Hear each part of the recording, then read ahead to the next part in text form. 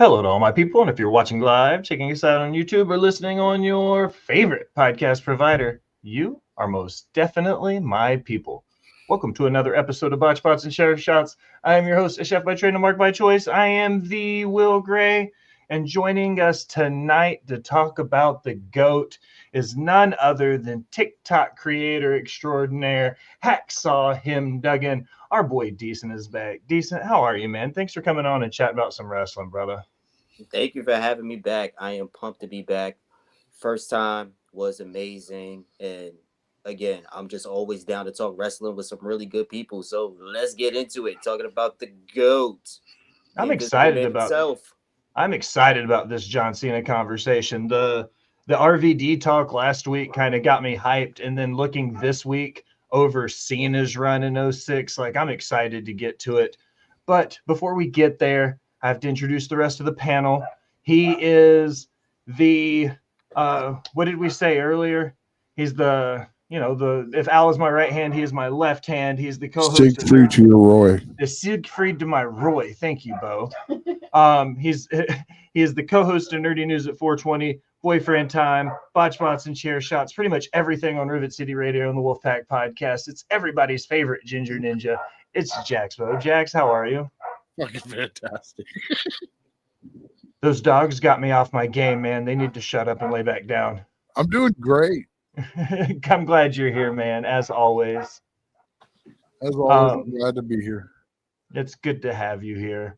Perched upon her iron throne in the boss bitch's corner is the Beyonce to my Hova, the Bonnie to my Clyde, the brains behind Rivet City Radio. Al, how are you? I'm good. It's snowing, which is super fantastic. We're not going anywhere for several days. Yeah. Several days. We're pretty much locked in. Well, do you want to go check and see what's going on downstairs while I ask the boys? Gentlemen, I start every episode the same way, no matter what, good, bad, or indifferent. But I'm going to ask you, what has you pissed off for greatness this week in pro wrestling? It could be a match, somebody's gear, good, bad, or indifferent. What has you the most worked up this week in pro wrestling? Either one of you can go first. You can see DeBo. I'll go first. I'll go Okay. first. Dana Brooks' name on the Indies. Her debut, and so let's talk about it.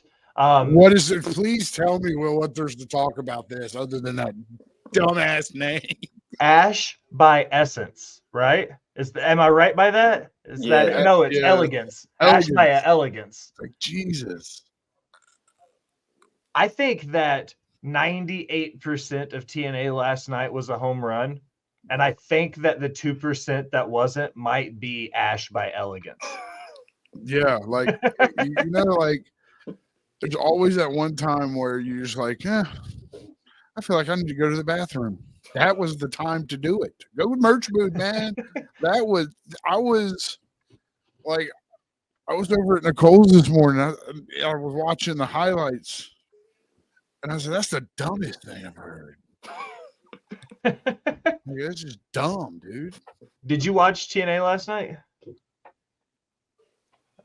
You did? Yeah, I did.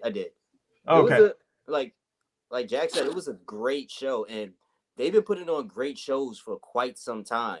Even before they switched back. I actually just put up a video about it, maybe about a few hours before we jumped on, but they've been putting on great shows, like great pay-per-views for quite some time.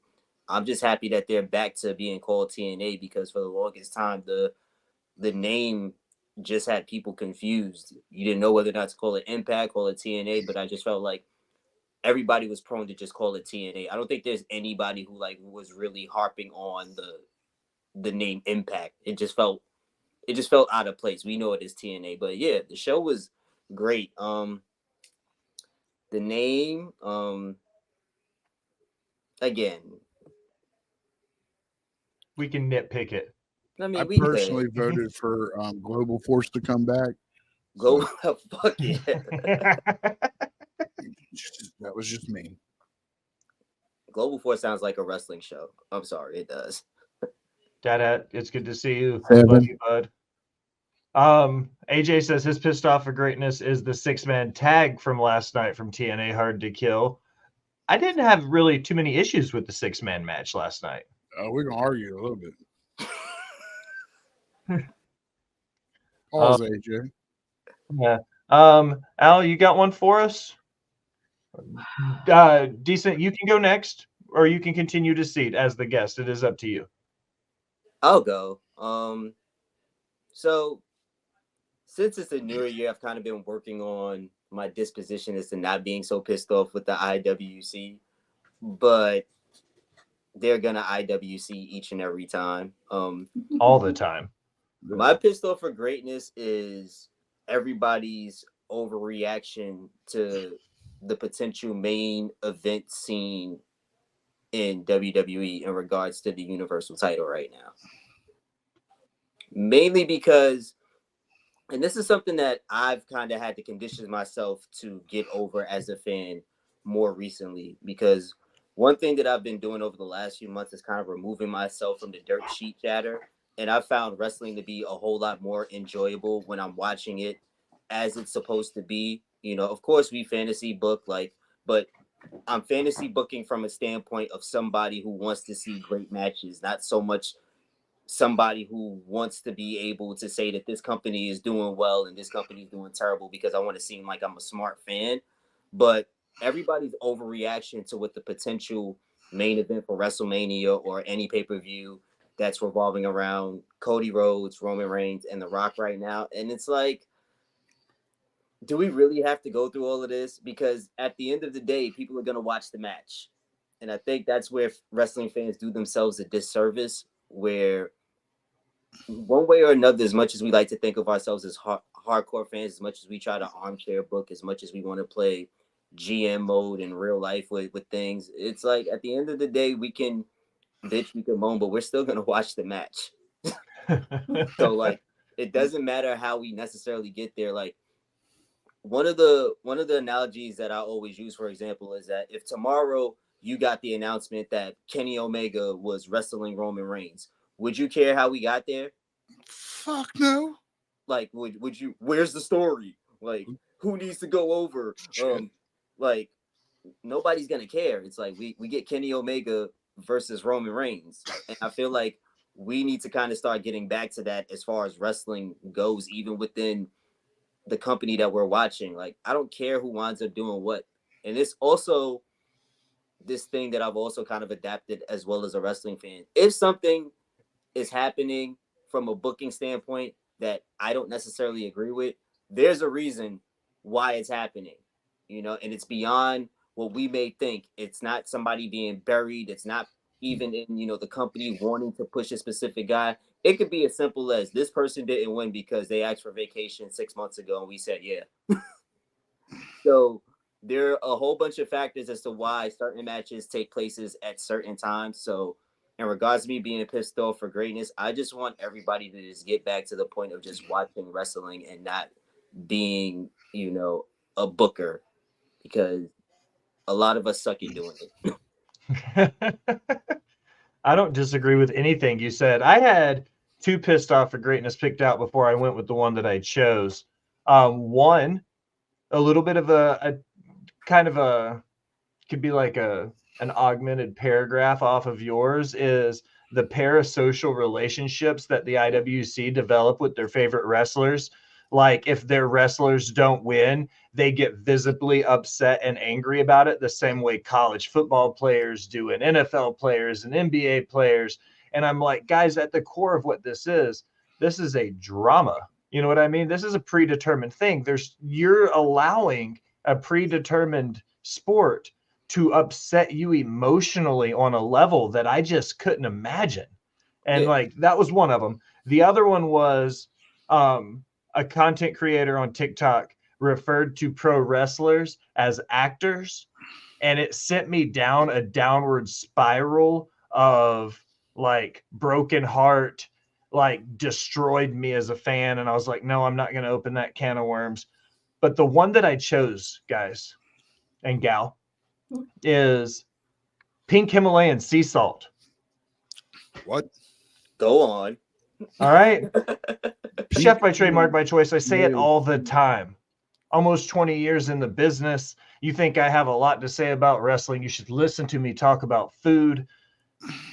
look at salt like an ingredient when you're cooking. Okay. Salt is a piece of a puzzle that helps you glue everything together. All right. Salt is the glue in your recipe. Himalayan salt is a finishing salt. I'm not going to get into the descriptors of the different types of salts, but your iodized salt and your kosher salts are like your seasoning salt. Your Lowry seasoned salt is a seasoning salt. Pink Himalayan sea salt is a finishing salt. You would finish with your steak or your fish or your fucking potato salad. So you get that crunchy salt texture like you would if you put Maldown sea salt on it. Pink Himalayan sea salt does not need to be in every dish you cook. That's it. That's all I'm saying. Thanks for coming to my TED Talk. I will say though, pink Himalayan sea salt also for bong cleaning though. Dude, it's legit. Any big flaky salt, you can put in there and shake the shit out of it. You know, it's crazy. And you're like, holy shit, you're onto something. The sidewalk salt, that real big, thick, chunky stuff. You put a tablespoon in some warm water in that and shake it up inside of it. Primo. What's up, Bo? I'd just like to state for the record and the audience, I have no fucking clue what's going on right now. I put fucking table salt on my fucking potatoes, so that's all the salt knowledge I have. But I have no fucking clue. I thought we were talking about wrestling, and then we went into salt, and now I don't know what Himalayan pink flamingo sea salt is. That's it. That's the tangent. The rest of the episode. That needs to happen. The flamingo. The pink Himalayan flamingos. Yeah. Al, take us home. Pissed off for greatness, and then we're just going to go straight into news and rumors. So my pissed off for greatness is everyone's losing their minds because, oh my God, Bailey and Sasha were at Impact yesterday to support their best friend. Newsflash, guys, they're at every show for each other all the time. You just don't always see them because, you know, kayfabe and stuff. But like, they're gonna be at each other's show. It's not some conspiracy theory. It's, you know, they're friends. They like to support each other. Yeah, that's what you do. Don't make a mountain out of a molehill. Well said. Phrase is. No, I mean that's legit. I think there's a lot of the dirt we're sheet. Talking about TNA, don't make it a king of the mountain. Make it a king of the mountain out of a molehill. Buzzing. Yeah.